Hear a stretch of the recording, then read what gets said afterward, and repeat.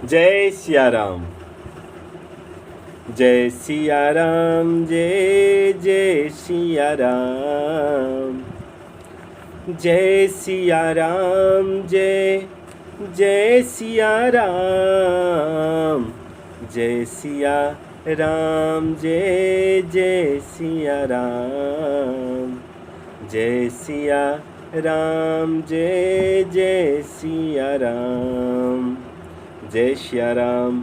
हर हर महादेव। तो पिछले भागों में आप लोगों ने सुना कि प्रभु श्री राम चित्रकूट में सबको उचित स्थान प्रदान किए। ज्येष्ठ पुत्र को पिता के निमित्त जो जो व्यवहार करना चाहिए, गुरुदेव ने रघुनाथ जी से आदेश पूर्वक कहा और प्रभु ने एक एक व्यवहार को पूर्ण किया। अयोध्या वासी के आने के बाद 2 दिन के बाद राम जी ने सविनय निवेदन किया कि गुरुदेव, आप पूरे परिवार को यहाँ पर लेकर आए। दर्शन प्राप्त हुआ, लेकिन ये जो जनता प्रजा आई है, ये वन में रहने लायक नहीं है नाथ, इसलिए कृपा करके इन सब को ले जाइए। मुझसे इनका दुख देखा नहीं जाता। यहाँ पर गुरुदेव भगवान कहते हैं, धर्म से तु करुणायतन, कस न कहूँ अस राम। लोग दुखित दिन दुई दरस, देख लहूँ विश्राम। गुरुदेव ने कहा कि राम, आप मर्यादा के रक्षक हैं, धर्म के पालक हैं। आप ऐसा नहीं कहेंगे तो कौन कहेगा। लेकिन राम, आपके आने के बाद अयोध्या वासी बहुत दुखी है। जीवन में दुख प्रारंभ तब होता है जब आपसे वियोग हो जाए। जिसका आपसे बिछोह हो जाता है, उसके जीवन का दुख समाप्त करने वाला कोई नहीं है। आपके पास आए हैं तो सब सुखी हो गए हैं। कुछ दिन और रहने दिया जाए।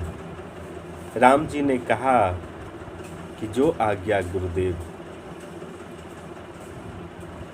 देखिए, यहाँ दर्शन करिए कि अयोध्यावासी अयोध्या को भूल गए। क्यों? क्योंकि लोग जानते हैं कि अवध जहाँ तहाँ राम निवासो। लोग यह जानते हैं कि अयोध्या अयोध्या नहीं है। राम जहाँ रहते हैं वो अयोध्या है। जब तक राम जी वहाँ थे तो वो अयोध्या थी। अब राम जी वन में आकर बैठ गए हैं। आज से यह वन ही अयोध्या के समान हो गया है। इसलिए लोग अयोध्या को भूल गए और खूब आनंद में हैं। सब भरत जी की चिंता में बैठे। देखिए, भरत जी की स्थिति ठीक नहीं है। गोस्वामी जी कहते हैं, निसी न नींद नहीं भूख दिना, भरतु विकल सुचि सोच। नीच कीच बिच मगन जसा, मिनहि सलिल संकोच। भरत जी को रात में नींद नहीं आ रही है, न दिन में भूख लग रहा है। जिस प्रकार मछली जल के अलावा कीचड़ में फंस जाए तो कीचड़ की मछली मर भी नहीं सकती है और जी भी नहीं पाती है। उसी दशा में भरत जी पहुंच गए हैं। एकांत में रात्रि में बैठकर भरत जी सोचते हैं कि किस प्रकार से रघुनाथ जी का अभिषेक होगा। हम तो पूरा सामान लेकर आए हैं, एक भी उपाय समझ में नहीं आ रहा है। भरत जी सोचे कि अगर कौशल्या मैया कहेगी तो राम जी मान जाएंगे, लेकिन राम जननी है, कौशल्या जी राम जननी हठ नहीं करेगी। फिर सोचे कि गुरु जी बोल देंगे तो हो जाएगा। फिर सोचे कि गुरु जी को अगर बोलना होता तो अयोध्या में ही बोल देते। फिर भरत जी सोचते हैं मन में, मैं बोलूं क्या? फिर कहते हैं कि मैं किस मुंह से बोलूं? एकौ जुगते न मन ठहरानी, असोचत भरत ही रैनी बिहानी। भरत जी एकांत में बैठकर इसी बात का चिंतन करते हैं कि कौन सा उपाय किया जाए कि भैया का अभिषेक हो जाए और वापस चले, हमारे साथ वापस चले जाए। एक भी उपाय समझ में नहीं आ रहा है। रात्रि बीती, प्रातः काल हुआ। गुरुदेव भगवान ने सभा बिठाई। देखिए, इस सभा में राम जी, लक्ष्मण जी, सीता जी के अलावा सब है। अयोध्या से जितने लोग आए थे, इनकी आपस की सभा बैठी है। भरत जी को बुलाकर गुरुदेव भगवान ने बिठाया। गुरु जी राम जी के असल स्वरूप को यहाँ प्रकट करके रख दिए। क्या कहे? धर्म धुरीन भानु कुल भानु, राजा राम सबस भगवानु। सत्य संघ पालक श्रुति से तो, राम जन्म जग मंगल हेतु। गुरुदेव ने कहा कि धर्म के धूरी को धारण करने वाले सूर्य वंश के राम है। राम जीव नहीं है। राम वन में रह रहे हैं अथवा अयोध्या में रह रहे हैं। राजा कौन है? राजा राम है। क्यों? राम जी स्ववश है, राम जी भगवान है। जीव और जगदीश में केवल एक अंतर है। क्या? भगवान स्ववश है और जीव परवश है। इसका अंतर क्या है? देखिए, जीव का मतलब जैसे हम आप दूसरे के वश में हैं, भगवान अपने वश में है। भगवान स्ववश है, जीव परवश है। गुरु जी ने कहा कि राम भगवान है। राम का जन्म वेद की मर्यादा की स्थापना के लिए हुआ है।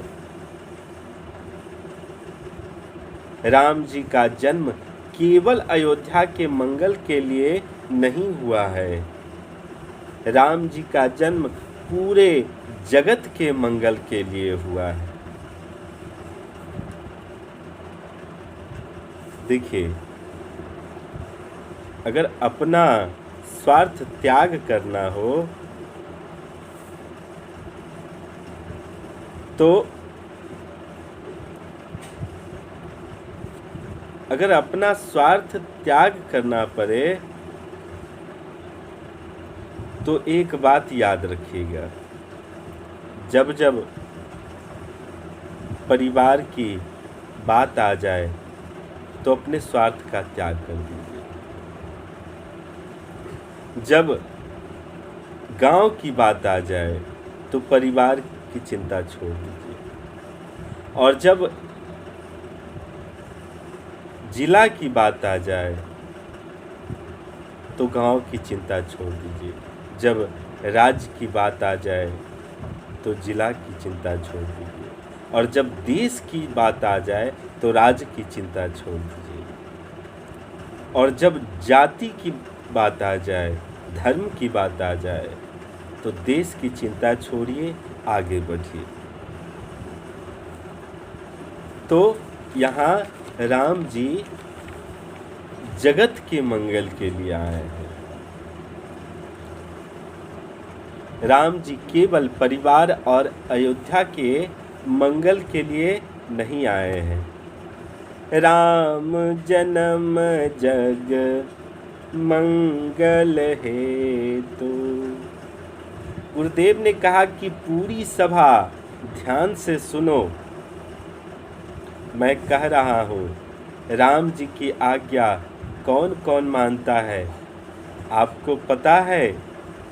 ब्रह्मा, विष्णु, महेश, सूर्य, चंद्रमा, दिक्पाल, अग्नि, वरुण, कुबेर, पवन, पावन, जितने देवता दिक्पाल है सब रघुनाथ जी की आज्ञा का पालन करते हैं। गुरुदेव ने कहा कि मेरे से यदि आप लोग पूछ रहे हैं तो मैं यही कहूँगा कि राखे राम रजाई रुख, हम सब कर हित होई, असमुझि सयाने करहूँ अब, सब मिली सम्मत सोई। गुरु जी ने कहा कि राम जी के राज आज्ञा और आँख देखकर जो व्यवहार करके बात को मानेगा, उसी में हमारा और आपका व्यवहार छिपा होगा। गुरुदेव ने कहा कि अब आप लोग बताइए कि क्या किया जाए। भरत जी बोले, गुरु जी आज तक रघुनाथ जी के विपत्ति को आपने संभाला है, इस पापी भरत से आप पूछ रहे हैं, इससे बड़ा मेरा दुर्भाग्य क्या होगा?